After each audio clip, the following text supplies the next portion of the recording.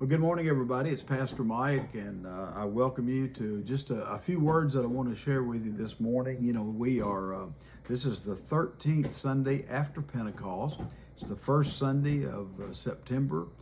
And of course, that always brings us on the first Sunday of the month in the Methodist tradition, we observe Holy Communion. And so both at Alpena and at Shiloh today, we're going to be having our communion service, and if you're out and about, you'd certainly be welcome to join us at either or both locations. We'd love to have you. It's also a special day at both churches because we are having visitors today, guest speakers from Gideons International, and they're going to be talking not only about the Gideons as a whole, but they're going to really be giving us updates on their international Bible distribution. They've had record-breaking year and getting their Bibles out abroad as well as here in the States. And so we're just excited about that. So again, you're welcome to come today and hear the Gideons and share communion with us if you'd like. When I think about communion, and this is something that's always important to us, we share in communion to remember what Jesus did for us on his last night supper before he took his walk to the cross. And there's a lot of different things that come into that we highlight at different times in different ways. But something that always impresses upon me, and what I want to just share with you today is some of Jesus' own words. After he had the Last Supper, after he had shared his time with the disciples as a group, as a unit, he had several things. He washed their feet. He was continuing to teach with them. Then, of course, he found out who his betrayer was going to be. And then he also, he told Peter that he would deny him 3 times. Those were all historic and very important events that happened in the way of our Christian faith. But then after that happened, and they left the upper room and they went to the garden. And while they're in the garden, this is something that's always special to me. So I'm going to go back, if we're going to go to chapter 17, and at the very beginning of chapter 17, Jesus goes to prayer, and he first prays for himself. And I'm going to read a few words to you after that. It says, after Jesus said this is after he had told the disciples that they must continue to believe in him. He says, after Jesus had said this, he looked toward heaven and he prayed. He said, Father, the time has come. Glorify your Son, that your Son may glorify you. For you granted him authority over all people, that he might give eternal life to all those who have been given to him. Now, this is the eternal life, that they may know you, the only true God, and know Jesus Christ, whom you have sent.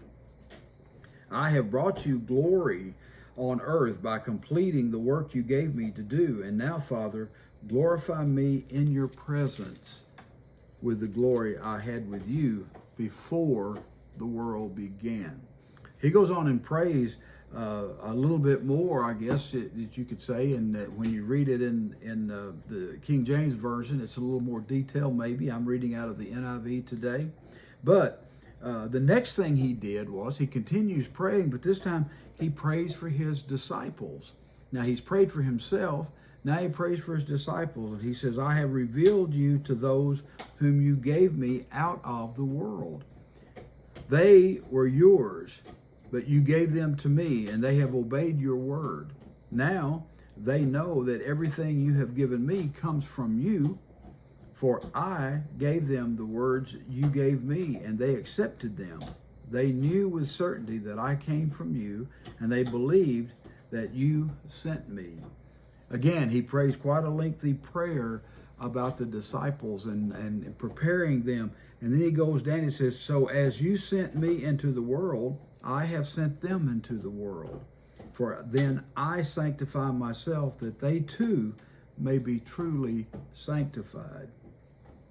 And then this is the topic of our message today. He goes into verse 20, chapter 17, verse 20. He says, my prayer is not for them alone. I pray also for those who will believe in me through their message, that all of them may be one, Father. That's what I pray. just as you are in me and I am in you. May they also be in us, so that the world may believe that you have sent me. It's a very special verse. What he is saying there, and that's what's so important about this, folks. It's got to make you feel good to know that Jesus prayed for you and for me and for everybody that will come by hearing the word.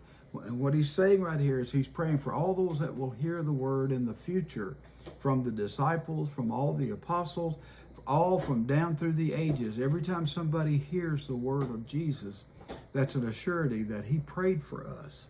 And that should just make us feel really good today. That verse is especially special to me because my dear mother-in-law, Mary Alexander, we called her Mo. That was her favorite verse. I actually have that on a prayer bench right next to Grandma's tree here in the holler by our house. And it was all so special. That was a gift that I was able to give Dale, the prayer bench. But it's got that verse inscribed on it. That was her favorite verse. And every time we see it, we think of her.